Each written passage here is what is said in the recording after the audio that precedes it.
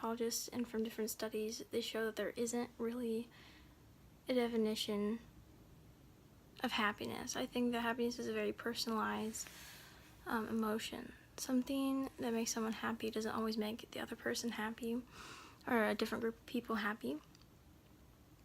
But if you had to pinpoint a specific definition of happiness, it could be explained by the choices you make, the experiences you obtain, and your outlook on your future.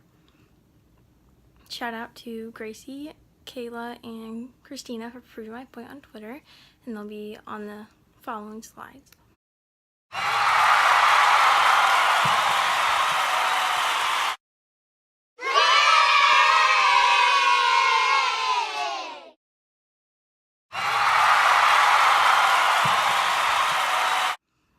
For example, in the intro, there were pictures of sunsets, nice cars, nice houses, views, money, and one of those things usually makes people happy, but one may not be as important to someone else as it is to another. So for example, someone could value a nice car instead of traveling to go see views or pretty places. The textbook definition of being happy is feeling or showing pleasure or contentment. Psychology today states, research is the field of positive psychology, and happiness often defines a happy person as someone who experiences frequent positive emotions such as joy, interest, and pride. Happiness has also been said to relate to life satisfaction, appreciation of life, and moments of pleasure, but overall it has to do with a positive experience of emotions. So a happy person experiences the spectrum of emotions just like anybody else, but the frequency by which they experience the negative ones may differ. So happy people can take in negative emotions a lot better than people who are just naturally negative and they don't see the positive things in life. So technically what it means is that happiness reflects your actions and how you spend your time.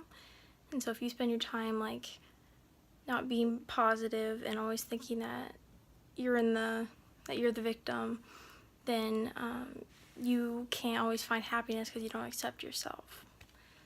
Happiness really is all about choices. There was a study done by Michael Steger, the director of the Laboratory for the Study of Meaning and Quality of Life at the University of Kentucky, and he said that a group of students who did selfless acts and virtue-seeking activities, and there's a second group that participated in self-indulging activities such as drinking, partying, shopping. And in Steger's findings from this study was that the more virtue-building activities, so people who went they traveled and they did different activities for themselves and they made new skills, they played the piano and stuff. They were more involved. They were happier, and they said that they were more happier on the following day than they were the previous day where they didn't do these activities.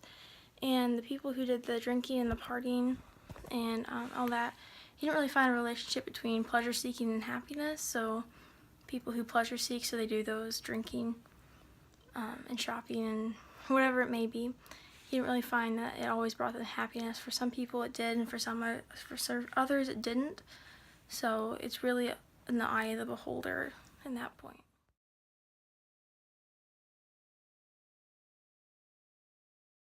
There's a TED Talk from Emily Esfahani-Smith that explains that there is more to life than finding happiness. In the clip that is coming up next, it says that there's a section of her speech where she went to school and she did studies on people that define happiness and the results from her findings. Eventually, I decided to go to graduate school for positive psychology to learn what truly makes people happy. But what I discovered there changed my life. The data showed that chasing happiness can make people unhappy. According to the research, what predicts this despair is not a lack of happiness. It's a lack of something else. A lack of having meaning in life. But that raised some questions for me. Is there more to life than being happy? And what's the difference between being happy and having meaning in life?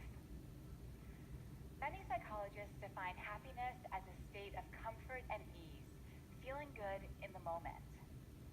Meaning, though, is deeper. The renowned psychologist Martin Seligman says meaning comes from belonging to and serving something beyond yourself, and from developing the best within you. Our culture is obsessed with happiness, but I came to see that seeking meaning is the more fulfilling path. And the study showed that people who have meaning in life, they're more resilient, they do better in school and at work, and they even live longer. So this all made me wonder. As Emily said, people were more happy in life when they had a purpose or lived with a meaning. All in all, there is no specific meaning to happiness in our society, but rather is defined by experiences or choices or well-being.